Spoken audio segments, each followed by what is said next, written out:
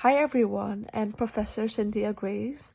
My name is Cathleen Samuel and today I'll be presenting my project on the Education Bridge Initiative, which is a non-profit organization focused on improving access to education for underserved students.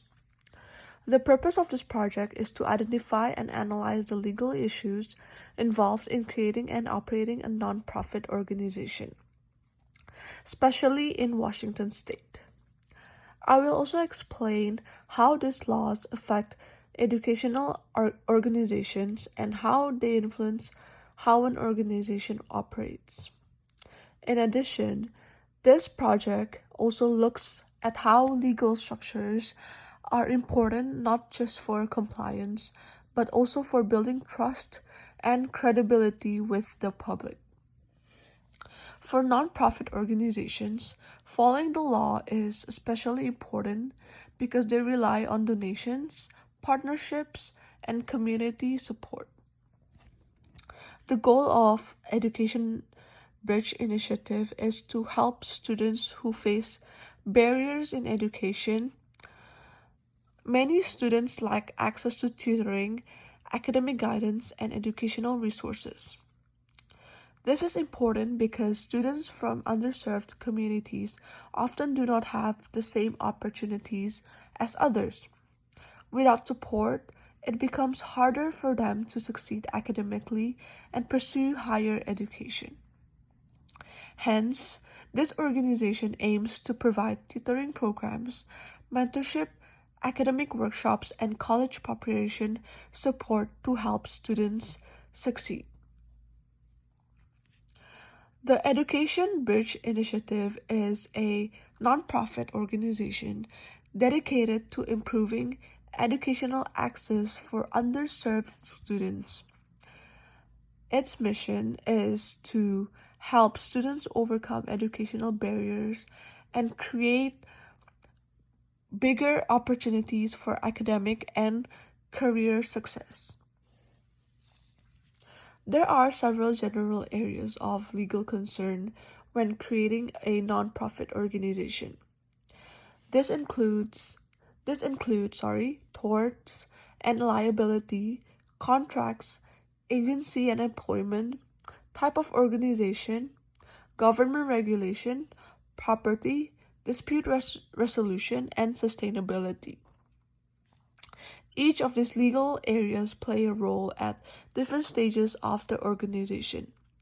From formation to daily operations, understanding them early helps prevent future legal problems and ensures the organization runs smoothly. First, tort law relates to legal responsibility when someone is harmed.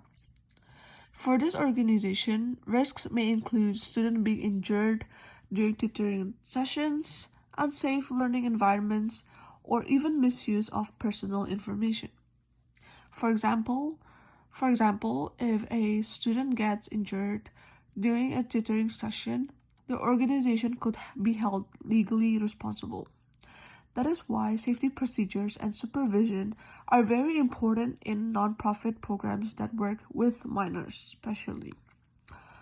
And to reduce this risk, the organization must implement safety procedures, protect student privacy, and at last obtain liability insurance. Next, contracts are very important when working with tutors, volunteers, partner schools, and even vendors. They help define responsibilities, compensation, and expectations. For example, having a contract with tutors ensures that they understand their roles, schedules, and responsibilities. This creates a more professional and organized structure for the organization. And also having clear contracts reduces misunderstandings and helps prevent legal disputes. Next, tutors and volunteers represent the organization, so their actions can create legal responsibility. This is especially important because their behavior can directly affect the organization's reputation. Important legal concerns include employee responsibilities, supervision of volunteers, and background checks for staff working with minors. Proper policies help ensure safety and accountability. The Education Bridge Initiative will operate as a nonprofit organization. This structure is important because it aligns with the mission of serving the public rather than generating profit itself. It also allows the organization to receive donations, qualify for tax-exempt status, and apply for grants. However, nonprofits must follow specific laws and reporting requirements. Next, nonprofit organizations must comply with government regulations. This includes registering with the Washington Secretary of State, obtaining a business license, applying for 501c3 tax-exempt status, and following laws that protect minors. Although these steps may seem complex, they are necessary to ensure transparency and accountability. They also help build trust with donors, partners, and community. The organization may operate in locations such as schools, community centers, or rented spaces. Legal issues include lease agreements, zoning laws, and safety regulations. And for example, if the organization uses a school facility, it must follow all the safety and legal requirements. And in addition to that, educational materials created by the organization may be protected under intellectual property laws. Moreover, conflicts may arise between staff, students, parents, volunteers, or even partner organizations. And to manage these conflicts, the organization can use mediation, internal policies, and clear communication procedures.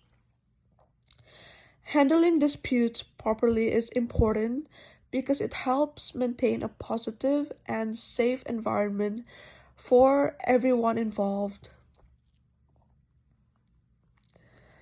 And for the organization to succeed in the long term, financial sustainability is the most important and very essential. Funding may come from donations, government grants, partnerships with schools, and fundraising events. Without stable funding, even well designed nonprofit programs may struggle to continue operating.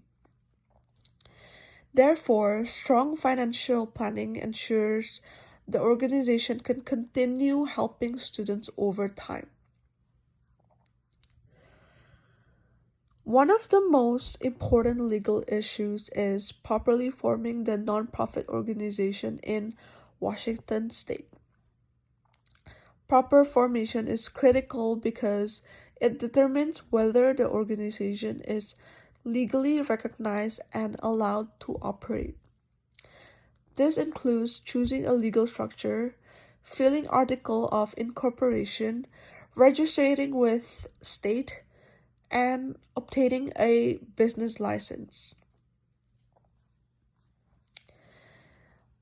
Okay, next, the steps to legally start the organization include first, choosing a nonprofit structure, second, filing articles of incorporation, and then third, applying for a business license, and fourth, applying for 501c3 tax exempt status, and at last, registering for charitable fundraising. Missing any of the steps could delay or prevent the organization from operating legally. Completing them ensures the organization is fully compliant with the law. So make sure that before starting the organization, you must make sure to follow all the steps to legally operate the business. Next, the program follows a structured student journey. Students sign up through schools or online, as they are probably the most famous and easiest way to sign up. And then they are matched with a tutor. Tutoring sessions are scheduled weekly, and tutors track students' progress over time. Students also receive mentorship and academic guidance, including support for college preparation. This structured process ensures that students receive consistent support and that tutors can effectively monitor progress.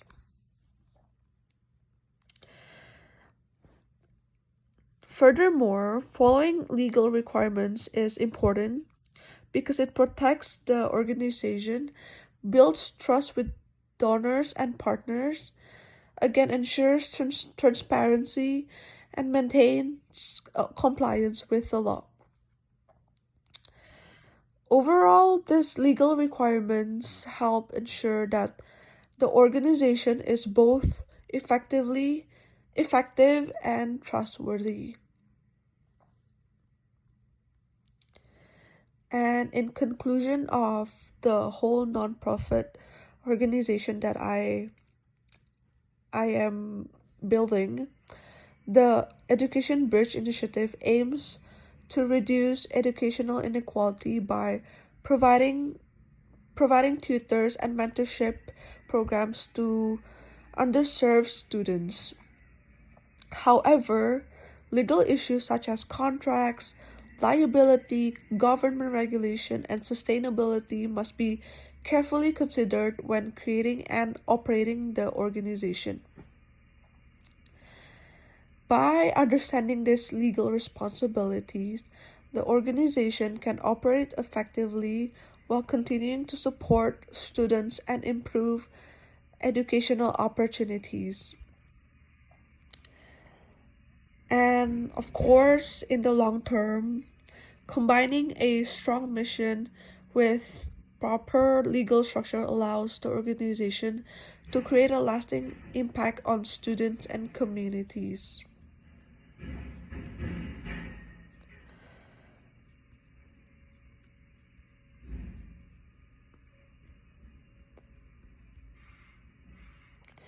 And for references, I have included some of these references, like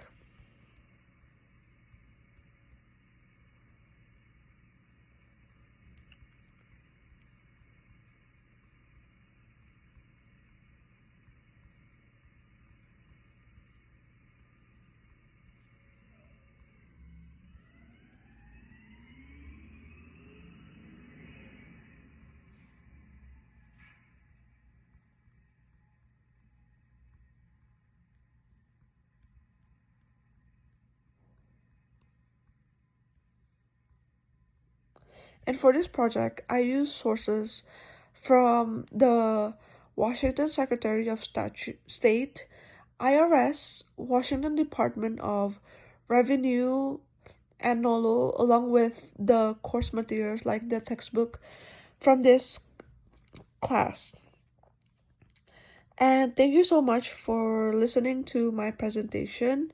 I hope that this presentation can clearly explain about the steps and the business law behind starting a nonprofit organization such as my project, the Education Bridge Initiative. I hope this helps and I hope this is useful.